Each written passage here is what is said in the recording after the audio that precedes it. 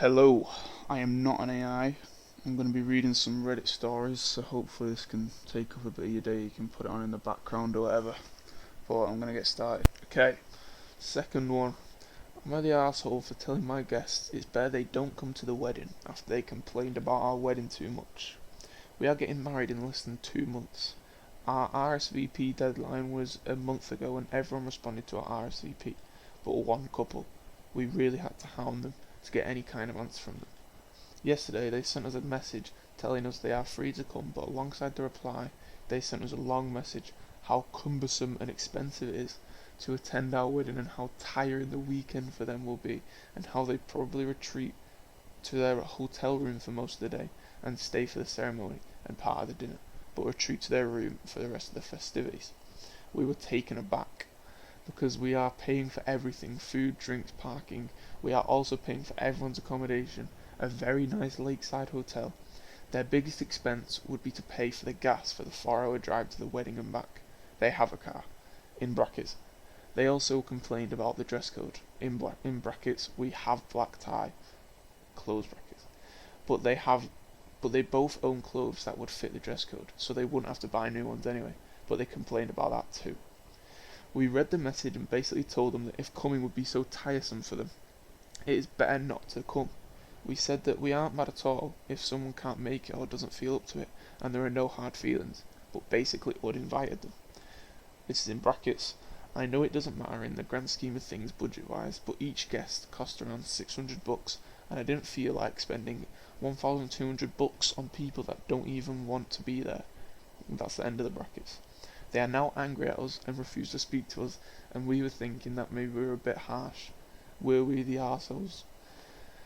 I don't think so. If you're paying for everything and they're just mouthing off about how it's going to be so annoying to come, they should have just said they're not coming. It's like they're trying to take you for everything that you're worth. I definitely do. Yeah, I think I'd be well mad at this. I can't believe, because nothing with this has ever happened to me. Maybe I'm yet to experience something like this, but if you're paying, they've only got to pay for the gas, the petrol, or the diesel for the 4-hour drive. That is good. That's like, I guess that it's going to be pretty expensive at the moment, but I'm not being funny. If you don't want to go to a wedding, don't say yes. But they didn't even wait. So they didn't respond to the RSVP, but then they sent a message complaining after saying that they're free to come. Yeah, I think it's obvious that the person writing is not the arsehole. Okay, next one. Okay, the next one. I had to look up something in the title of this one because I'm a bit confused. I'm a bit worried about the punctuality in this because the title is not correct. It says, "Am I the asshole for really not like my mum's partner and considering no contact?" That's what I had to come up with because it said NC, so I took it. Anyway, my father passed away when I was 15. For years afterward, my mum always said that she'd never date or remarry. We became a very close family, and she built a successful career and a good life on her own. About 8 years later, when I met my husband, she suddenly decided she wanted to start dating. My brother and I were happy for her and supported her. The first man she dated immediately raised red flags for us. He love bombed her, and within about a month he claimed he had work near her house and asked if he could stay over during the week. She agreed. It turned out there was never any work nearby. He essentially moved in and never got a job. They were married within a year. Since then I have watched my mum become a completely different person. She used to be outgoing, optimistic, and surrounded by friends. Over the years she became negative, withdrawn, quit her well-paying job, and financially struggled while he contributed very little. He spends most of his time sitting on the couch watching TV and complaining while my mum carries everything. Earlier this year there was a serious incident involving him and my brother that became life-threatening. It traumatized our entire family. After that, my brother and I told our mum that if she chose to stay with him, we would have to go no contact for our own well-being. She chose to leave him, and he moved out. Since then, it's honestly been like watching my mum come back to life. She's happier, less irritable, her career has taken off again, and she's managed to double her income. Now she's started letting him visit again, in quotation marks. We all know exactly how this started the first time, and I strongly suspect he's working his way toward moving back in. I'm heartbroken because I love my mum and want her to be happy, but I also can't watch her lose herself all over again. I've already noticed the irritability and tension returning whenever he's around. Am I the arsehole if I stick to the boundary my brother and I set and go no contact if she lets him move back in? Let's start from the top on this one. I don't think the immediate red flags is as much of a red flag as she's making it out to be, because I'm assuming her mum is quite old if her father passed away when she was 15 and then she's now got a husband. So she's obviously in the later years of her life. So then if you're single in the later years of your life and you want to date, it's more common for people to move things faster because you're running out of time, really, aren't you? So I don't think that's as much as, obviously, him moving in and not getting a job is obviously the main red flag there, but I don't think the other bit's that bad. Obviously, if her mum's changed and everything, there's clearly a common denominator here. Yeah, so yeah, it's obviously his fault, but then I'm curious about this serious incident, obviously, so their privacy and everything. But they've made it out like, well, we can deduct from this that it was the guy's fault, is their mother's partner's fault. So, and it became life-threatening with the brother, and it traumatised the entire family. Well, I don't know why I'm assuming it's a she. But yeah, so yeah, I don't think I don't know if you go no contact, because I'd say you just be like, if he's there, I'm not coming round. Just don't have anything to do with him, because I don't think you should go no contact with your mum, because your mum's clearly going to need you, because this guy don't seem very reliable. And if he's been in a life-threatening situation with your brother, I would not just be going no contact and leaving my mum just to fend for herself. This crazy guy. I don't think you should go no contact. Obviously, we don't know everything about it, but I couldn't imagine going no contact. But yeah, I think it might be a bit of an arse if you go no contact, but like to a certain extent. Okay, next one. Would I be the arsehole for asking my daughter's boyfriend to stop having dinner with us? My daughter, 21, has been dating this guy, 24, for 2 years. It's fairly serious. He's from Mexico and has been in the US since he was 3 years old. He has a strange phobia of not wanting anyone to see him eat, and it's real. I've literally never seen this kid put a bite of food in his mouth. Despite spending a fair amount of time around him, he is thin but doesn't look unhealthy. That sounds like an eating disorder. The problem is, we will take them out to dinner occasionally for holidays or special occasions. He always orders a full meal. He will club the food, push it around his plate, but not eat any of it. Then after the meal, he will donate his leftovers to someone else. It's even worse when I make home-cooked meals and they come to dinner. He does the same thing, takes a full plate of food, pushes it around, cuts it up, and makes it look messed with, but doesn't eat any of it. Then he will scrape all the food into the trash can afterwards. I'm starting to get enraged over this. He wastes a horrendous amount of food, and I can't stand the money wasted when we buy him expensive restaurant meals that go completely uneaten. It's even caused a few scenes with waiters asking him what's wrong, do they need to change his order, etc. I've talked to my daughter privately and said if he doesn't want to eat, that's fine, but just tell him to stop taking plates of food and ordering in restaurants. Her response was, but in his culture it's rude for him not to take food. I'm not asking him to do that. Well, yeah, but respectfully, you're not in his house, are you? So respect your culture, where it's rude to waste money on food. But I find it so rude that he is willing to keep wasting our money. Food isn't cheap. Would I be the arsehole for just announcing that he is no longer invited to meals? Okay, we'll read the edit first, yeah. Edit. This post absolutely blew up, and I appreciate everyone weighing in on it. It's not a simple issue, and hearing varying opinions on this was very valuable to me. You all made me set my frustration aside and realise there is a much deeper issue at play here. I agree he has an eating disorder. I was bang on the money. And I had a serious discussion with my daughter earlier about these behaviours. They are absolutely abnormal, and I let her know in no uncertain terms I am very concerned about his physical and mental health. She seemed a little shocked and said she thought it was just one of his quirks. In brackets, no hate please. She is just 21 and has very little life experience with these issues. Close brackets. I definitely got through to her, I definitely got through to her though, and she promised to address this with him privately and suggest therapy/professional help. You all may disagree with that choice, but I don't feel it is my place as the girlfriend's mum to address this very personal and painful issue with him.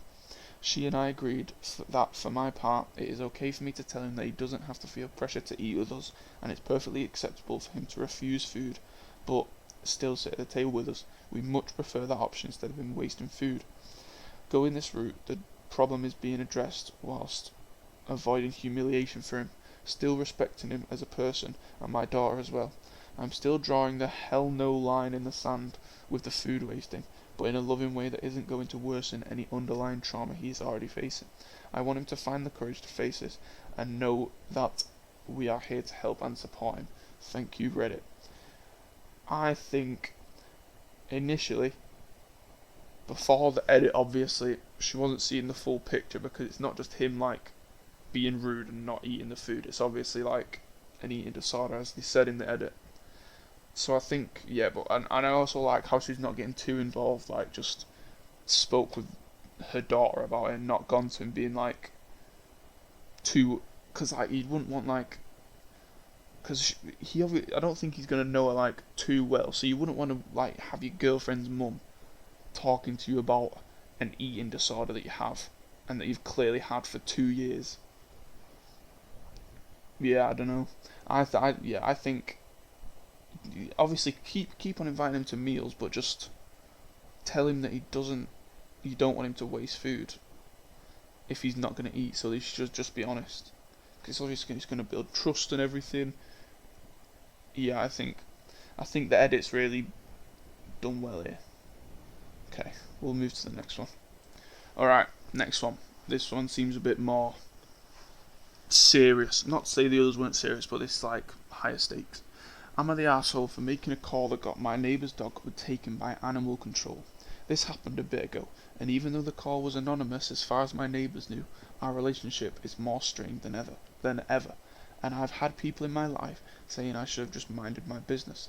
My neighbours had gotten a new dog. The dog was matted, thin, and left outside most of the time. By most of the time, I mean 12 plus hours a day in a community where dogs on tethers with very small yards. Where dogs are on tethers with very small yards and not allowed to be outside unsupervised. This dog would be tied up outside with no cover in the sun for hours at a time, just barking. When I first saw the dog, I had an uneasy feeling, but figured it was a new dog. Maybe they were just waiting for an appointment to take the dog in, but he would be outside barking and barking and barking, even when they were home. He was outside where there was no shade, even from the trees in a Midwest, hot and humid early summer. One day it was high humidity and low 80s temp, I'm assuming that's in Fahrenheit, and they left the dog outside for 12 plus hours. The next day I called animal control, hoping they would do a wellness check and maybe give some information to the new owners about shade. Within 30 minutes, the dispatch for them is 20 to 25 minutes out. They had gotten there and removed the dog from the property. When I had informed community management about calling earlier that same day, they had told me to expect animal control to take a day or two to come out, as they had dealt with them 4 other calls before. I did not expect them to come out so fast. When I was on the phone giving information, I was rapidly placed on hold so the dispatcher could update people on her end. I didn't think much of it until later. I had never made a call to animal control, but had worked in rescue a few times. Knowing now the dog was removed, I've had people in my life tell me I should have minded my business, but part of me feels I did the right thing. If what I expected to be a welfare check turned into a removal. Edit. Because it's been brought up a lot, I'm from the inner city in a small community in a rural area. The mind your business comments are coming from the strain of city slicker butting into country life type people. Okay. I think that this person is not an asshole and is definitely in the right. I don't think any dog deserves that, to be honest, obviously. And the animal control people are obviously the experts. It's not like they're going to take a dog if it looks healthy. And he's matted and everything. It's boiling hot outside all day. It's not really getting cared for there. It's like livestock. Sheeps get better treatment. Anyway, I think you shouldn't mind your business in a situation like this. And if your neighbours are treating you differently, they probably weren't good neighbours to begin with, to be honest. So I don't think you should really be bothered about how they're talking to you. But yeah, no dog deserves to be left out in the open all day. Right, next one. Right, I've had a drinks break, so I shouldn't be tripping up on the words as much, but this one seems like quite a long one. Am I the asshole for not going by a different name than my birth name because it makes my friends feel uncomfortable? Okay, this is going to be... I think this is just going to be about sensitive people, to be honest. I honestly think I might be making a big mistake saying that, though. I honestly think this whole situation is stupid, but I want some outside opinions. I, 21 female, have always been questioned about my name. Most people assume it's a chosen name, but it's the one on my birth certificate. I honestly like my name and the meaning behind it, but apparently my friends think it's inappropriate to go by it. My name is Moonshadow, and it's after a song and astrological effect. I've dealt with questions my whole life, and most of my teachers throughout school would refer to me by my middle name because it was easier to remember. I think Moonshadow would be quite easy to remember, to be honest. Now that I'm an adult, I get less comments or questions. My friends have never seemed to care about my name, and I never really thought anyone did because it's just my name. However, the other day we were supposed to meet up at a restaurant, and I walked into this weird vibe. Because all my friends had staged an intervention to tell that they wanted me to go by a different name because they felt uncomfortable using mine. When I asked why, they said that my name sounded native. And that by using it, I was appropriating Native American culture. I pointed out that I was Cherokee, and they said that I didn't act it, so it didn't count. At that point I was irritated and snapped at them by saying I wasn't going to change my name because they were racist, which was probably out of line looking back. I left after that, and now my phone is being blown up by messages from the group and people outside of it saying that I'm being a bad friend for not respecting a boundary.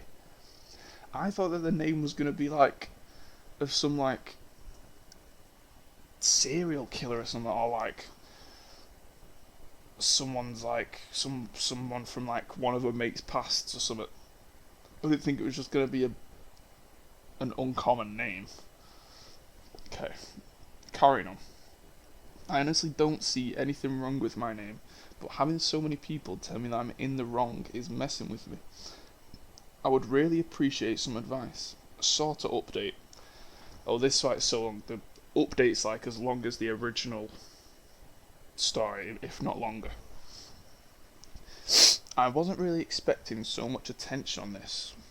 I've read a lot of the comments and a few messages that I've gotten, and it's great to be validated in the fact that I'm NTA, or not the arsehole.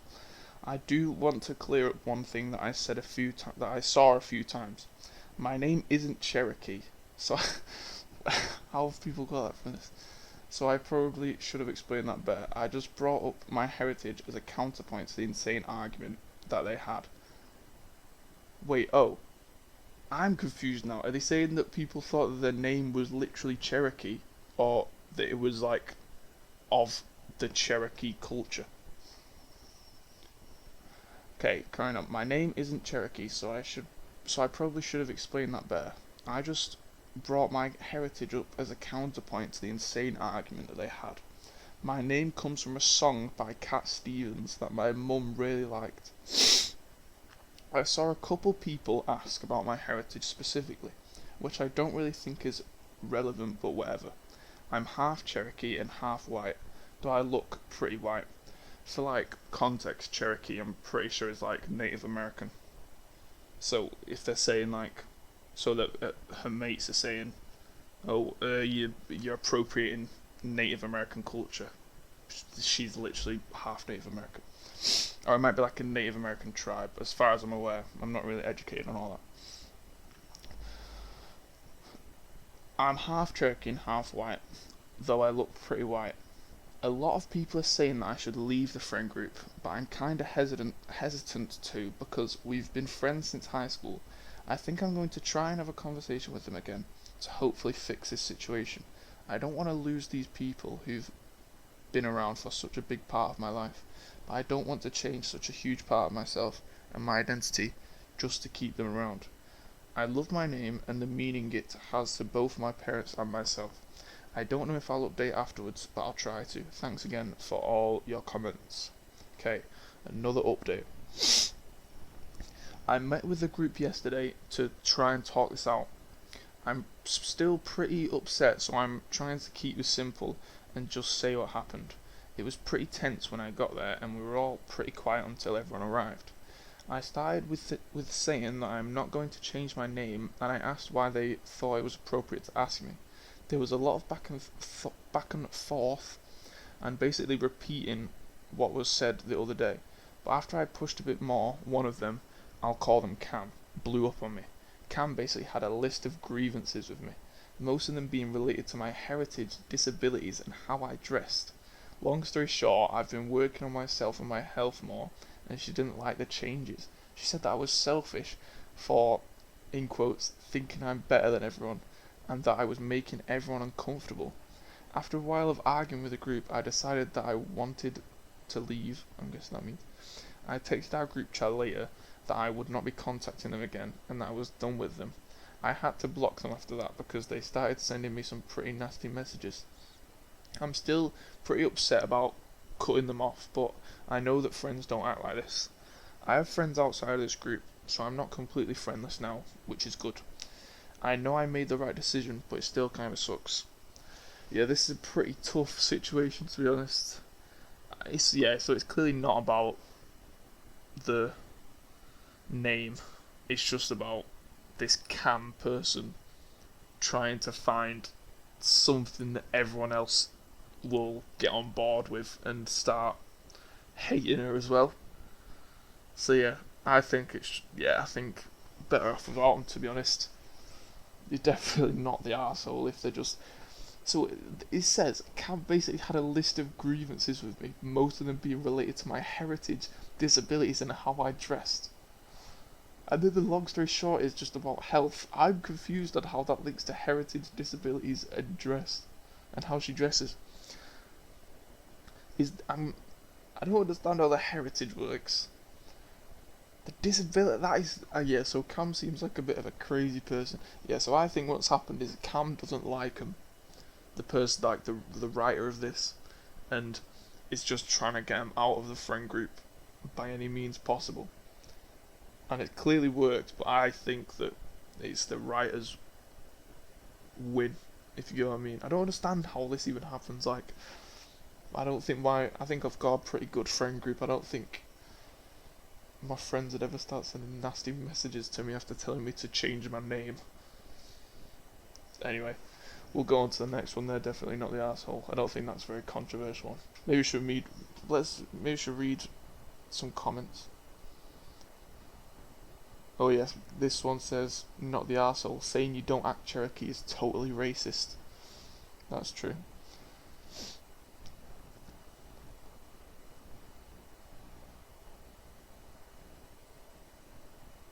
All the comments agree. All the comments agree that she's not the arsehole. Okay. We'll go on to the next one. We'll do one more. Okay, I've changed my mind, so I'm gonna do as much as it takes, because this is me from after recording the Terraria footage, where I'm gonna do as much stories or Reddit posts as it takes, so you can see me fight the Eater of Worlds, and you're yet to see the outcome. Anyway, let's get on with this one. Am I the asshole for calling two women entitled, bad word here, for double parking their golf cart across two handicap spots? Okay.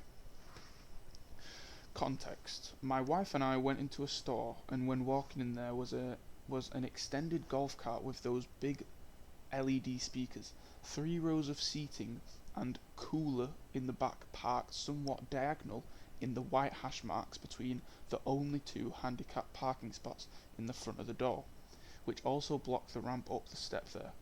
We were in the store for about 20 minutes, and when we made it back to the register to pay, you could see the two women arguing with some older man who had to double park in the handicap spot over another spot due to the way the women parked. He had handicap plates slash placard, I think that says. You could tell from the hand gesture of the man that he was saying something about their parking, kinda like, what the hell is this motion at the car? The women argued with him and just started laughing, waving him off. People outside the door were stopping and looking, as well as some employees heading out before the man just walked away and came in the store. My wife could already tell I was pissed and told me not to say anything, but it did not. But it did when walking out. But I did when walking out. Sorry, typo. I yelled loud enough for everyone in the area to hear. So this is what two entitled fucking bitches look like. Not sure the sub rules on swearing here. They turned and looked at me and immediately started yelling back, "Repeat what you said." So I did. Their faces went red and started screaming at me that I am not handicapped and not allowed to say anything. Their voices get progressively louder and higher pitched. I obviously hit a nerve. I just continued walking to my car as they screamed at me. Mind you, these are two 50-plus-year-old women. This is where the am I the asshole comes in, sorry. I was told by my wife that it was an asshole thing to do, that swearing crossed the line. I told a friend what happened and he said I should just let those things go and made me feel like I was an asshole for calling them those names. Even a few of the people in Discord I mentioned it to said I was an asshole for cussing, and it made me worse than the women.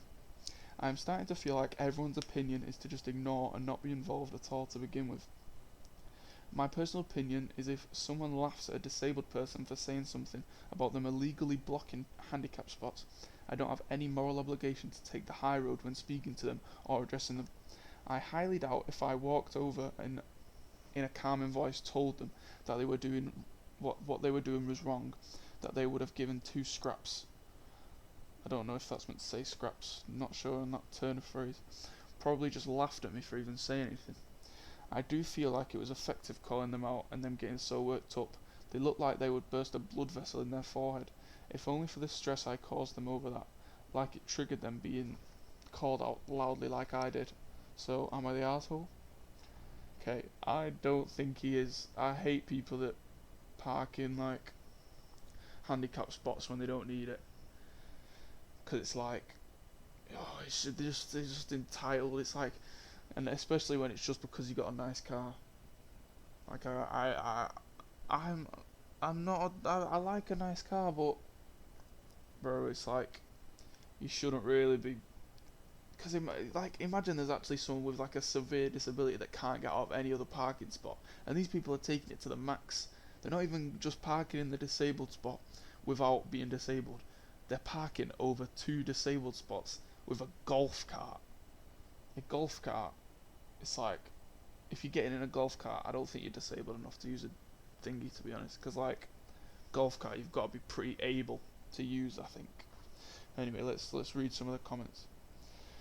Top one is call them out, not the arsehole. Someone's replied to that saying, agreed. As someone who actually uses those spaces, call them out.